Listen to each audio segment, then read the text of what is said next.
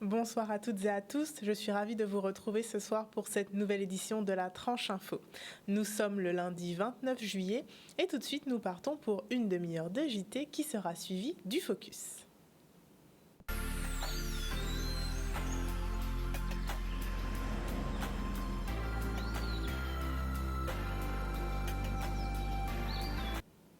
Alors je rectifie, nous sommes bien le lundi 29 janvier et non juillet.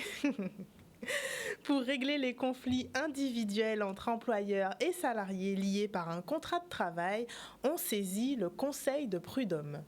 À Pointe-à-Pitre, la juridiction s'est réunie ce matin pour une audience solennelle d'ouverture de la nouvelle année.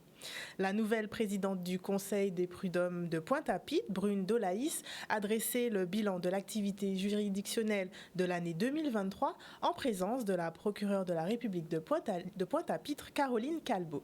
Un reportage signé Michel Depape. Ce matin, donc, c'est l'audience solennelle du Conseil de prud'homme de Pointe-à-Pitre. Le Conseil de prud'homme, c'est une juridiction assez originale, un peu une spécificité française, puisqu'elle est composée de représentants des salariés et des employeurs, et ils sont en charge de juger tous les conflits au niveau du travail. Et donc là, aujourd'hui, c'était la rentrée. Cette rentrée, ça permet toujours de faire le point un peu sur l'activité de l'année passée pour ce Conseil de prud'homme. Et donc, on voit bien qu'il y a une augmentation des affaires nouvelles, mais il reste avec des délais de traitement qui sont raisonnables, à peu près à 8 mois de traitement de ces dossiers-là. Chez nous, au CPH de Pointe-à-Pitre, les dossiers se gèrent relativement bien. C'est très rare où nous ayons des conflits de personnes, de conseillers. Moi, comme je dis aux conseillers, moi, l'essentiel, c'est le justiciable, c'est de faire sortir des dossiers, de respecter les dates de prononcer. Et lorsqu'il y a, on ne peut pas respecter les dates de prononcer, il faut faire en sorte de régler le problème pour que la chose soit faite. Mais ça se passe bien au CPH de Pointe-à-Pitre.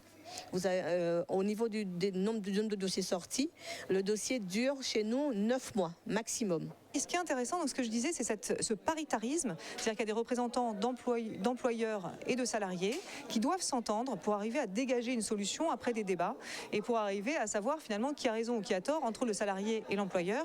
Et il y a en plus la parité au sein de cette juridiction, puisque normalement, il doit y avoir une égalité homme-femme entre conseillers prud'hommes. Parce qu'il y a le travail fait par le greffe, le travail fait par les conseillers, du fait qu'on arrive à sortir les dossiers au bout de 9 mois de traitement. Michaël Janas, le nouveau premier président, fait sa rentrée à la Cour d'appel de Basse-Terre.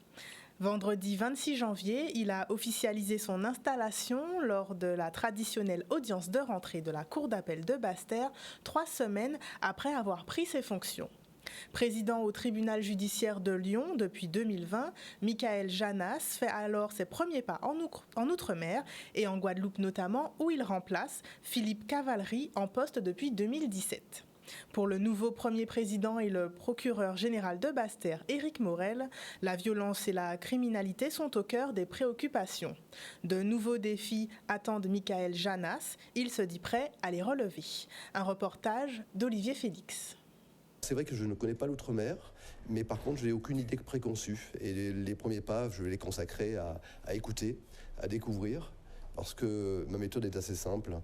J'aime bien comprendre, donc je vais aller sillonner. J'ai déjà commencé tout le département en y incluant les îles du Nord. Je vais beaucoup écouter, puis ensuite collectivement, avec les juges, avec le procureur général, avec les acteurs, avec le barreau, eh bien, nous décidons quoi faire.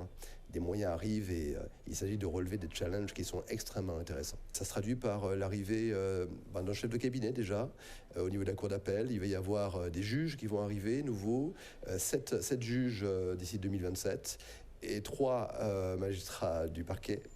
Et donc du coup, ils viennent en remplacement ou ils viennent en supplément? Non, ils vont venir en supplément. Et donc l'enjeu, et c'est un enjeu majeur, c'est de déterminer justement comment on va les articuler sous notre ressort pour apporter des réponses à ce qui préoccupe les Guadeloupéens. Et ce qui préoccupe les Guadeloupéens, alors évidemment, je viens d'arriver, mais c'est la violence qu'il y a sur le territoire, comment mieux y répondre. C'est aussi les délais parfois d'une justice qui sont perfectibles, même si je dois reconnaître, arrivant dans cette cour, que énormément de travail a été fait et que les délais par rapport à ce que j'ai pu connaître en métropole sont bons, et c'est le fruit des investissements réalisés par les magistrats et les greffiers qui se sont dévoués parce qu'ils ont envie que la justice de la Guadeloupe fonctionne bien. C'est un vrai sujet de préoccupation pour les deux chefs de cour.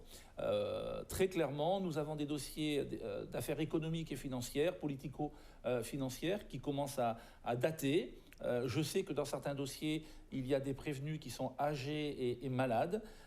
On a connu des dossiers où certains prévenus étaient décédés avant l'audience, des affaires célèbres qu'il est inutile de nommer ici. C'est pas le bon fonctionnement d'une justice. Après, il faut aussi pouvoir être en mesure de juger ces affaires. Certains dossiers qui sont en attente vont demander au moins 15 jours d'audience. Donc il faut trouver du temps de juge, il faut trouver du temps de procureur, il faut trouver du temps de greffe, il faut trouver des salles. Donc ce sera des propositions que je ferai à Monsieur le Premier Président, de voir dans quelle mesure ces dossiers qui vieillissent, qui sont anciens, pourront être jugés en 2024 ou 2025, de façon à montrer aux Guadeloupéennes et Guadeloupéens qu'il n'y a pas d'immunité ou d'impunité et que force reste à la loi. Il est effectivement aisé de juger une conduite en état alcoolique, et si nous ne parvenons pas à lutter contre les atteintes à la probité, le message que nous adresserons ne sera pas bon à l'égard des Guadeloupéens. Le président de région Harry Chalus poursuit sa visite des entreprises de la filière de la volaille en Guadeloupe.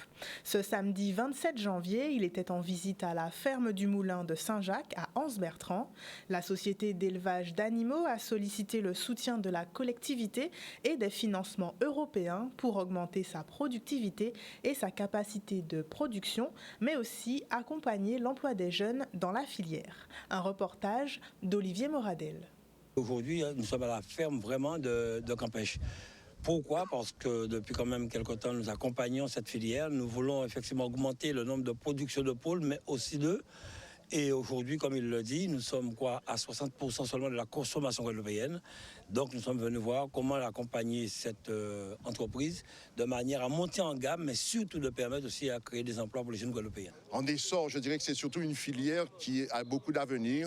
À partir du moment où il y a de la volonté, du sérieux, de la rigueur, on peut, à mon avis, être, en tout cas au niveau de la souveraineté alimentaire sur la partie pondeuse, atteindre quasiment les 90-95% de la consommation. Il faut continuer d'utiliser tout ce qui est autour de l'œuf, que ce soit l'œuf liquide, que ce soit les œufs durs, que ce soit le problème des coquilles. Donc je pense qu'ici, on montre bien que l'économie accompagnée par la région, accompagnée par les fonds européens, c'est une économie qui promet. Nous avons ressenti la volonté, effectivement, du directeur, M. De Salme, et ses équipes, et nous ferons tout pour pouvoir continuer à l'accompagner sur les fonds européens, le FEADER surtout, qui le consomme très bien, et répondre à l'attente surtout des croisiéristes, des hôtels, mais aussi des Guadeloupéens.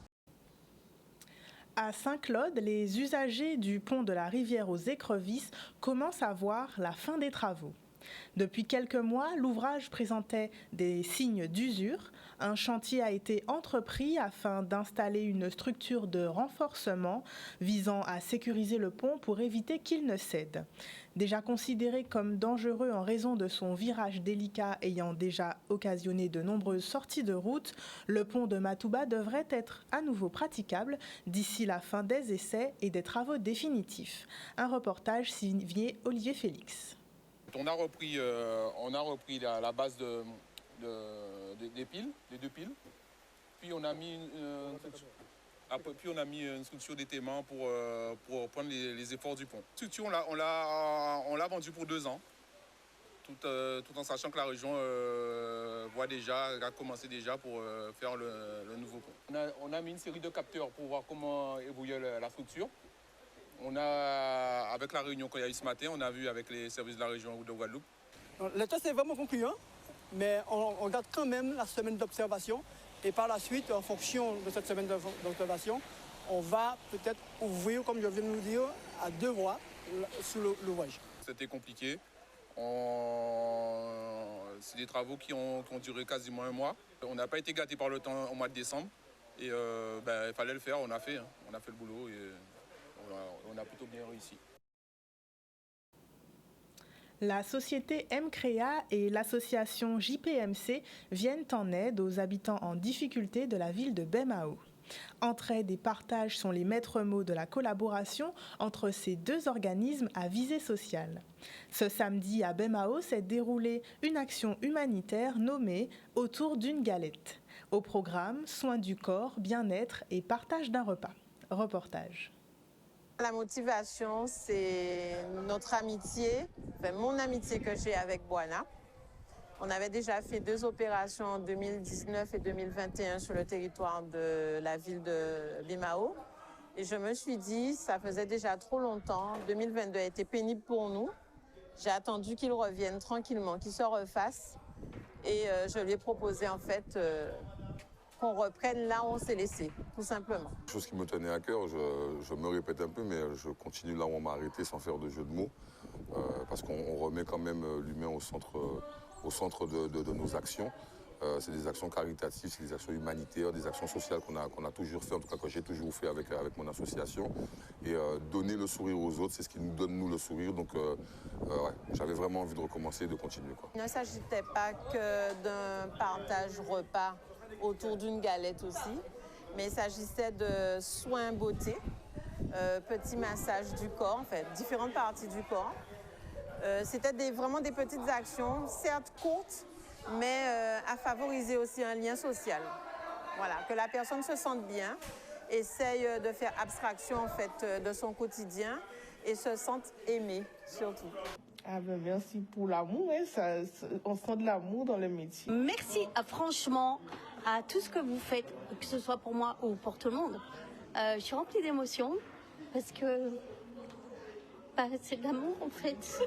Ça m'a plus que manqué. Moi, j'ai toujours baigné dans ce genre d'action-là, dans ce genre d'activité. Donc, ça m'a vraiment, vraiment manqué. Et justement, comme tu le dis, ça me donne un super gros, beau mon cœur de refaire tout ça, de continuer tout ça. Et on le fait, je te dis, notre combat, il n'est pas individuel, c'est un combat collectif. Nous, ni pour entraider ni pour boire nous la main. Et je crois que c'est ça, c'est une des choses qui me manquait beaucoup. Ah ouais, d'un clodo que j'étais, regarde aujourd'hui. Je suis un homme... Habillé tout neuf. Voilà. Merci à vous tous. Merci à vous tous. En tout cas, merci. Ils attendaient qu'on revienne, qu'on recommence encore, qu'on les accompagne, qu'on les aide. Les personnes que j'ai ramenées tout à l'heure, par exemple, encore une fois, une petite larme à l'œil, parce que bon, quand ils te disent que mais on attendait ça, on se demandait quand est-ce que tu allais revenir. On a un faux tableau de toi, mais nous on te connaît, on est content que tu sois là. Ça fait vraiment, vraiment chaud au cœur de savoir que voilà, il y a des personnes qui te connaissent vraiment et qui ne rentrent pas dans les histoires bizarres ou les choses qu'on essaie de raconter sur toi, mais qui savent vraiment le travail que tu fais et puis l'amour que tu as en toi pour faire ce genre de choses-là, quoi. Mon ressenti ne peut être que positif. Je me dis en fin de journée qu'en fait que j'ai une bonne vie et que j'ai encore de la chance d'être comme je suis, même si des fois on se plaint toujours de ce qu'on a. Mais je me remets souvent en question sur ma vie et ça me bouleverse. Ça me bouleverse et en même temps, quoi dire d'autre? Quand les gens me disent merci, je leur dis non, c'est à eux que je dis merci. Ils n'ont même pas à me dire merci. Voilà, en gros, c'est ça. À Pointe-Noire, une place porte désormais le nom de Nyusere Kalala Omotunde. Disparu en novembre 2022, le professeur, chercheur et écrivain guadeloupéen a marqué l'archipel par son militantisme en faveur de la pensée africaine. La place a été inaugurée ce samedi 27 janvier en présence du maire de la ville qui s'était fait une promesse de lui dédier un lieu et de lui rendre hommage. Un reportage de Nicolas Le Sieur.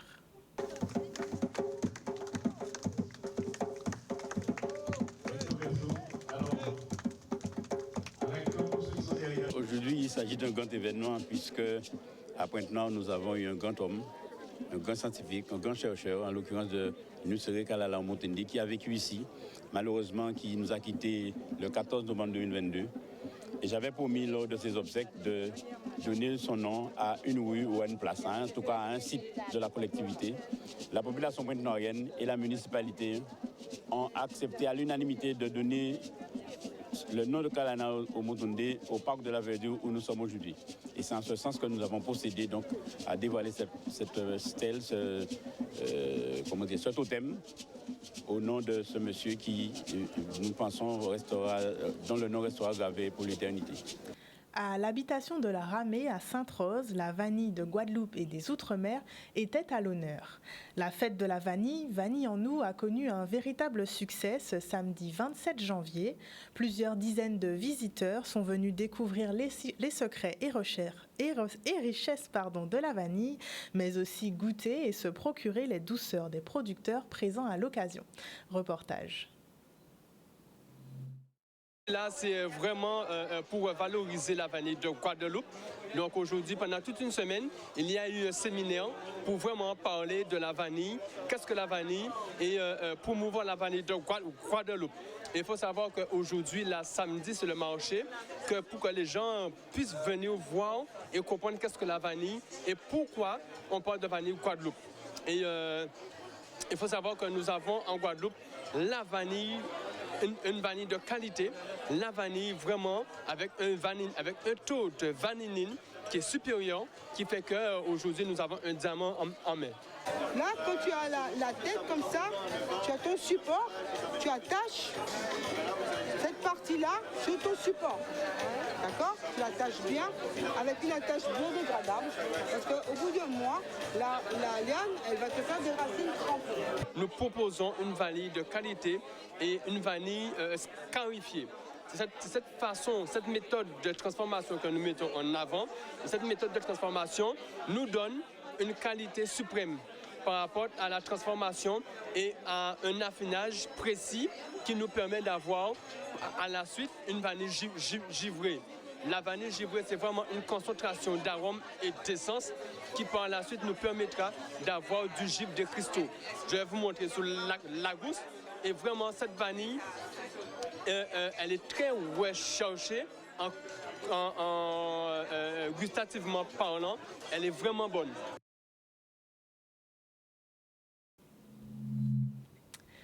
Ce soir, nous recevons Amandine Chevalier, cofondatrice de Slowly, un concept de slow dating qu'elle va nous expliquer tout de suite. Bonsoir Amandine, bienvenue. Bonsoir, merci de me recevoir ce soir. Avec grand plaisir. Est-ce que vous pouvez nous expliquer qu'est-ce que Slowly, qu'est-ce que le slow dating ? Alors bien sûr, Slowly, c'est une entreprise unique qui vient de voir le jour en Guadeloupe. À la base, c'est 3 amis qui ont pour vocation de vouloir transmettre des messages autour de la relation à soi, la relation aux autres, la sexualité, le couple, le célibat, les émotions, toutes ces choses qui sont au cœur de nous, les êtres humains, aujourd'hui. Et nous souhaitons créer un premier événement emblématique qui est le slow dating. C'est un concept de speed dating, j'imagine que vous connaissez. Sauf qu'on est dans cette mouvance du slow, c'est-à-dire prendre son temps, être à l'écoute, rencontrer l'autre, dans une mouvance vraiment de... Je suis dans l'authenticité, je suis là pour t'écouter, je suis là pour parler de moi, et se rencontrer dans la profondeur et dans qui es-tu.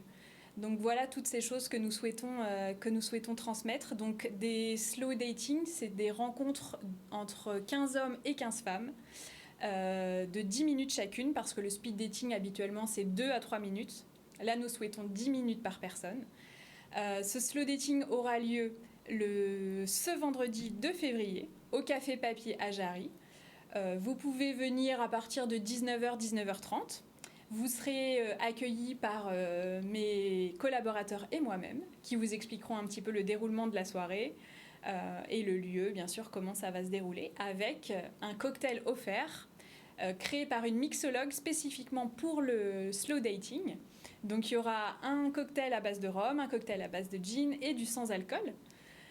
Tout ceci accompagné bien sûr d'un buffet réalisé par Island You, avec des mets sucrés et salés.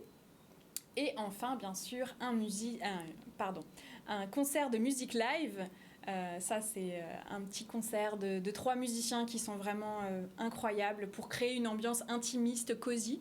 Donc, c'est Musical Waves. Et je vous invite vraiment, au-delà même de notre événement, à les découvrir. C'est vraiment notre coup de cœur. Et donc, tout ça, comment on fait pour venir s'inscrire à notre slow dating? Vous pouvez nous retrouver donc, sur la page Facebook Slow GP, donc SLOWLYGP. Et dépêchez-vous parce que l'événement est presque complet. Il nous reste quelques places pour messieurs, pour les hommes. Donc je vous invite vraiment à nous retrouver. Vous pouvez donc vous inscrire soit sur la page Slowly GP Facebook ou alors par téléphone, WhatsApp, au 06 90 90 85 75. Je répète, 06 90 90 85 75. Très bien. On espère vous retrouver nombreux en tout cas. Eh bien, merci beaucoup pour cette présentation. Donc, du coup, c'est une première édition. Donc, c'est le tout premier événement d'une toute petite entreprise en émergence. Hein. Elle est toute nouvelle. Exactement. Et on vous souhaite aussi de pouvoir en réaliser plein d'autres pour pouvoir justement permettre aux hommes, aux femmes, aux humains de se rencontrer hors de la facilité, de la rapidité, mais en prenant son temps. Exactement. Eh bien, merci beaucoup, Amandine. Merci à vous. Bonne soirée. Merci beaucoup. Appelée le berceau de la civilisation précolombienne, la ville de Trois-Rivières marque son histoire amérindienne. Ce samedi, le maire de Trois-Rivières, Jean-Louis Francisque, a rencontré la communauté amérindienne de la Dominique, l'occasion d'initier des échanges entre les deux îles. La rencontre a eu lieu donc ce samedi 27 janvier à l'Hôtel de Ville. Reportage. Aujourd'hui, nous avons pris des engagements, nous avons réalisé des temps très symboliques, à savoir la remise de la médaille Trois-Rivières Terre amérindienne, à savoir sceller dans le dur nos empreintes amérindiennes, et donc réaliser ce moment de partage. Donc, eu des élus présents, cette équipe Agissons Ensemble, nous sommes vraiment là pour travailler et pour permettre à ce que Trois-Rivières se développe. Cette année-ci, nous avons promis à notre population d'aller vers d'autres horizons. Ces nouveaux horizons nous conduisent d'une part vers nos racines amérindiennes par ce territoire en Dominique, mais aussi que nous allons poursuivre au niveau de Trois-Rivières au Canada et que nous allons poursuivre avec d'autres communautés. C'est pas que parole, il faut parler Kalinago, moi c'est Kalinago et quand c'est pour mettre en avance les Kalinago, il y a fait marche arrière. Alors là, moi je mettre Trois-Rivières, il y a parole et il y a action derrière. Et ça fait nous plaisir. Nous sommes là pour continuer d'avancer. La marque amérindienne, elle existe, Trois-Rivières Terre amérindienne, depuis 2023. Aujourd'hui, nous sommes à une autre étape et nous allons encore poursuivre tout ceci pour pouvoir définitivement ancrer Trois-Rivières avec son histoire et son présent. Oui, si on veut peut-être plus, nous regarder l'école là, nous avons oublié ça. Ces jeunes gens là, ces enfants unis pour connaître l'histoire. Nous comptons plus, même si nous c'est anglais à Dominique, nous foncons à Guadeloupe, mais l'histoire c'est fondamentation c'est Kalinago. Nous laissons faire l'habiter. Un change culturel, un change pour l'école, les enfants viennent à Dominique, les jeunes gens viennent à Guadeloupe, viennent ici, nous sommes bien contents nous ici aujourd'hui pour faire ça. C'est ainsi que s'achève cette édition de la Tranche Info. Merci de votre fidélité. Le JT revient demain à 18h30 et on se retrouve dans quelques instants pour un focus.